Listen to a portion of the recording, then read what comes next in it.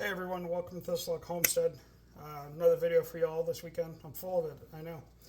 So today we're making a Caprese tart. So here we have our tart shell. This happens to be a gluten-free cornmeal crust that my wife makes. She's the baker in the family, as you can see. It wasn't blind baked, but it was poked with holes to allow any steam to come through. You can use any store-bought crust. In fact, you could do this in a regular pie, the pie-shaped pie shell. You don't need the special forms. The form is a spring form. It just pops out, but you don't need any of that, okay? So you take this, and then a little pesto. Now you can buy it. You can make it. We happen to make ours. As you can see, pesto. Delicious. Very garlicky, nice basil bouquet. We're just going to spread it in the bottom of this crust. Okay. And this pesto is a little bit more on the oilier side, which is good. I want it to get into those holes to allow that flavor to really permeate the crust without making it too soft. Okay. Here we go. So that's all set. Now, we've got sliced mozzarella. It comes pre-sliced, as you can see, okay? And we're gonna layer that with tomatoes. We have sliced yellow tomatoes, sliced black crims. And this, I'm not sure of the variety, but it's beautiful. And this is a Mr. Stripey. These all came from the farmer's market yesterday in downtown Concord. A couple different vendors, but they all came from there. And then fresh chiffonado basil. Okay, chiffonado being a thin ribbon cut. This is the basil out of our garden. Point of reference on the pesto, the basil came out of our garden as well. We're getting a great crop of basil. So we're going to layer those in and kind of spread the colors out. Okay. So a little tomato first, went dark, and then cheese. Okay.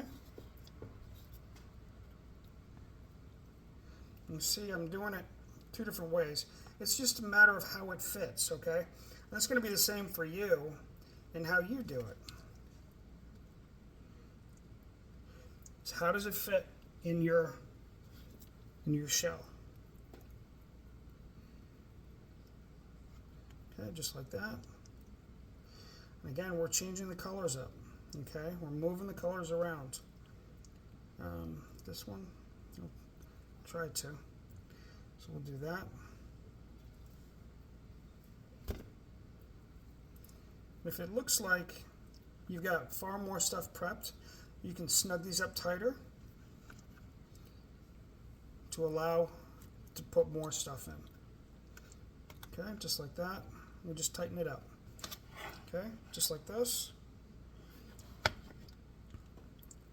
Now some Caprese salads, when you make them, they say layer in the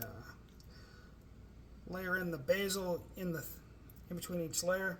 I'm not going to do that. I don't think we need to. The amount of pesto that's in there, as well as the basil is going on the top, we won't need to. Okay. And then this one. And then this one. The hard part is two of our tomatoes are very similar color. So we have to kind of mix and match a little bit. But the bonus is if we need to, we can cut more of any color because we have an extra tomato of each. Okay, like that. And then that one, I don't like that one. It's got a tough center. Sometimes on the fresh tomatoes, they get a center like this, and it's really hard. So we'll have to trim that out to use it, which is entirely possible. Okay, so we do that. We're getting down on our mozz, but we're almost at the end of the tray, as you can see.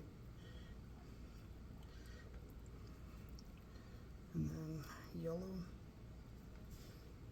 Let's do that here.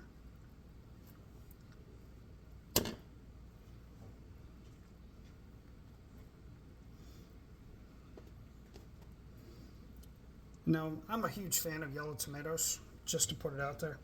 I think they are some of the most flavorful that you can buy. Typically, yellow tomatoes tend to be low acid.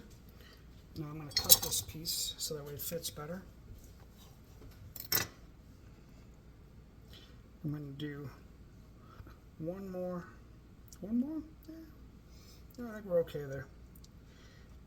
So there's that. I'll sprinkle it with fresh basil over the top.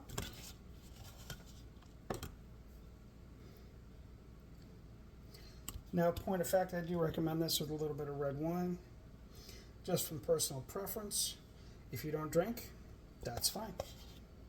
You can put whatever you want on it. I also have a little bit of Parmesan here, just a little bit of Parm over the top.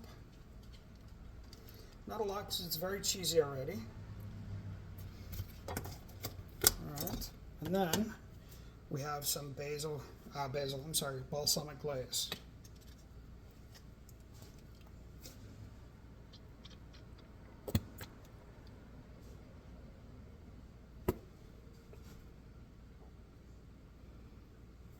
There we go. Voila. A little Caprese tart. Okay? It's that easy, guys. It's not hard. It's just knowing the steps to do it. I've shown you the steps, so have fun making it. Thanks again. Stay safe. Thanks for tuning in to Thistlehawk Homestead. Take care, guys.